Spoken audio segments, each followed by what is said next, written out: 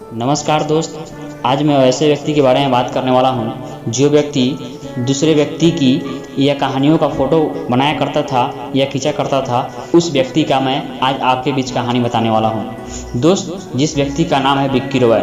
दोस्त, गरीबी से लेके और सफलता तक का रास्ता मैं आपको बताने जा रहा हूँ। चलिए दोस्तों, शुरू करने से पहले मैं आपको बताना चाहूँगा कि इस चैनल पर पहली बार आए तो अगर सब्सक्राइब नहीं कि चैनल को सब्सक्राइब करके बेल आइकन दबा दें ताकि आने वाला वीडियो आपको हमेशा मिलता रहे। चलिए दोस्तों, बात करता हूँ विक्की रॉय के बारे में।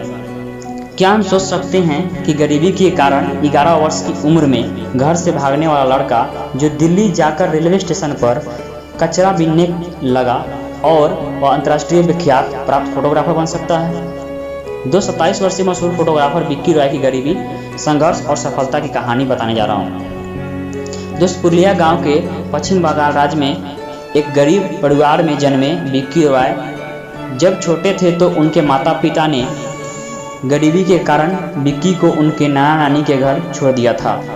इतना गरीबी थी कि वो अपने बच्चे को 2 वक्त का भोजन नहीं करा सकते थे। नाना नानी के घर में विक्की के साथ अत्याचार होता था। वहाँ पर विक्की को दिन भर काम करना पड़ता था और छोटी छोटी बातों के लिए उनके साथ मारपीट होती थी। नाना नानी के घर में विक्की एक कैदी के समान हो गए थे, जबकि विक्की को घूमने फिरने का शौक था।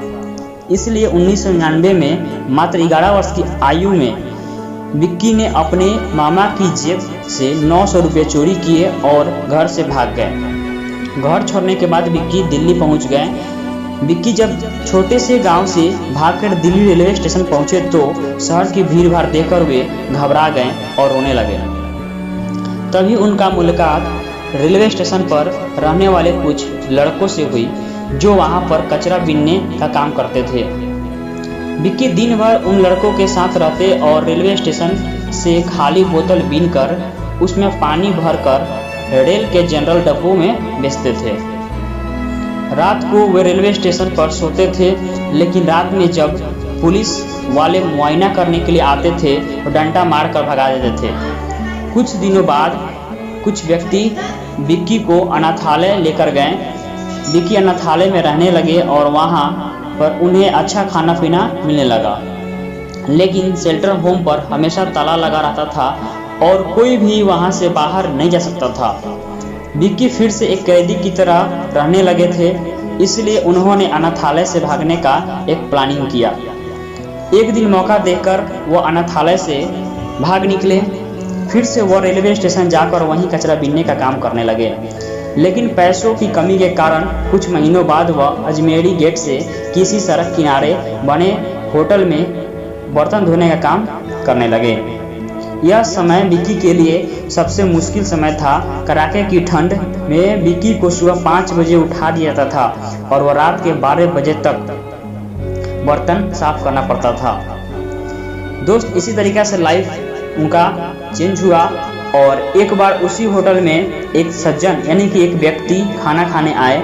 उन्होंने जब विक्की को काम करते देखा तो उन्होंने कहा कि तुम्हारी पढ़ने लिखने की उम्र है, पैसे कमाने की नहीं, और वे विक्की को सलाम बालक ट्रस्ट नामक संस्था में ले गए।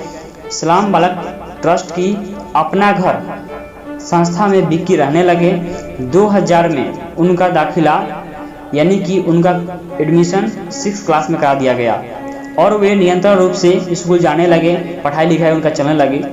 दोस्तों, 10th क्लास में उनके मात्र 48% आए थे। इस कारण से उन्होंने कुछ और करने का निर्णय लिया। दोस्त, यहाँ से उनके मन में फोटोग्राफी का जिज्ञासा आता है। 2004 में विक्की ने अपने टीचर को फोटोग्राफी क्षेत्र में अपनी रुचि के बारे में बताता। उसी समय ट्रस्ट के अंदर ही एक फोटोग्राफी वर्कशॉप का आयोजन हो रहा था, जिसके लिए ब्रिटिश फोटोग्राफर डिक्सी बेंजामिन आए हुए थे। तो टीचर ने डिक्सी बेंजामिन से विक्की का परिचय करवाया और कहा कि यह एक फोटोग्राफर बनना चाहते हैं। डिक्सी ने विक्की को थोड़ी बहुत फोटोग्राफी सिखाई, लेकिन विक्की को उनके साथ काम करने में परेशानी हुई क्योंकि विक्की को इंग्लिश नहीं आती थी। कुछ ही समय बाद डिक्सी अपने देश वापस लौट गए, जिसके बाद विक्की को दिल्ली के एक फोटोग्राफर एनी मान से मिलने का मौका मिला। एनी उन्हें 3000 रुपये तनख्वाह के रूप में और मोबाइल और बाइक के लिए पैसा देते थे। 18 वर्ष की उम्र तक तो विक्की सलाम बालक ट्रस्ट में रहे, लेकिन इसके बाद उन्हें किराए पर मकान लेकर रहना पड़ा। इसी समय उन्होंने सलाम बालक ट्रस्ट से BYW निकॉन कैमरा खरीदने के लिए लोन लिया। इसके लिए उन्हें हर महीने 500 रुपये किस्त के रूप में और 2500 रुपया मकान का किराया भी देना पड़ता था। इस कारण विक्की को बड़े बड़े होटलों में वेटर का काम करना पड़ता था, जिससे उन्होंने रोजाना 200 से 250 रुपया मिल जाता था। 2007 में जब विक्की 20 वर्ष के हो गए तो उन्हें अपनी फोटोग्राफी की पहली प्रदर्शनी लगाई, जिसका नाम था स्ट्रीट ड्रीम्स, और उन्हें यह प्रदर्शनी इंडिया हैबिट सेंटर में लगाई। इससे उन्हें बहुत ही विख्याति मिली। इसके बाद वे लंदन, वियतनाम और दक्षिण अफ्रीका भी गए। 2008 में विक्की 3 अन्य फोटोग्राफर के साथ रामचंद्रनाथ फाउंडेशन द्वारा नामित मायबच फाउंडेशन के लिए फोटोग्राफी करने न्यूयॉर्क भी गए। 2009 की शुरुआत में 6 महीने के लिए विक्की ने वर्ल्ड ट्रेड सेंटर के पुनर्निर्माण की फोटोग्राफी का अध्ययन किया। वापस भारत आने के बाद विक्की को सलाम बालक ट्रस्ट ने international award for young people से सम्मानित किया। इस तरीके से दोस्तों विक्की की सफलता आगे बढ़ रही थी और उनके साथ बहुत सारे अवार्ड भी मिलते जा रहे थे। इसके बाद विक्की को और भी कई सम्मान से नवाजा गया। 2010 में विक्की को बेडहेन इंडियन लेडीज एसोसिएशन ने यंग अचीवर फ्रॉम इंडिया से सम्मानित किया गया।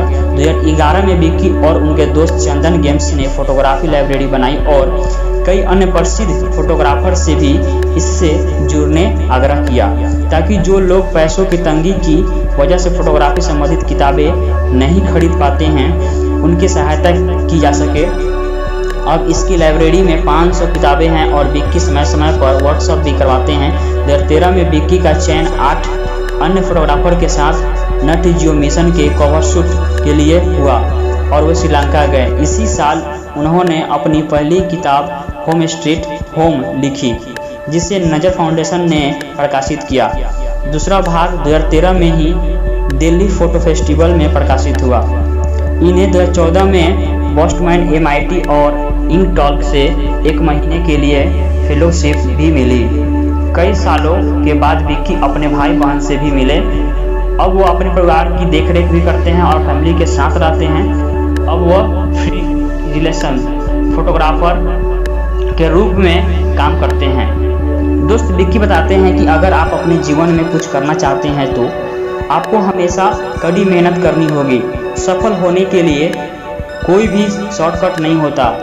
अगर आप अपने सपनों को साकार करना चाहते हैं तो उसी पर अपनी नज़र रखें। बाधाओं से डर कर भागने से आप कभी सफल नहीं हो पाएंगे। दोस्तों ये छोटा सा कहानी ये हमें बहुत कुछ सिखाता है दोस्तों। और ऐसे व्यक्ति जब कामयाब हो सकता है तो लाइफ में हम लोग अपने हर एक क्षेत्र में सफल हो सकते हैं। बस हमें लगातार मेहनत करने की ज़रूरत है। दोस्तों ये कहानी आपको कैसा लगा, एक लाइक सब्सक्राइब जरूर करें और अच्छा लगा तो दोस्तों अपने दोस्तों को शेयर करें। चलिए दोस्तों वीडियो को देखने के लिए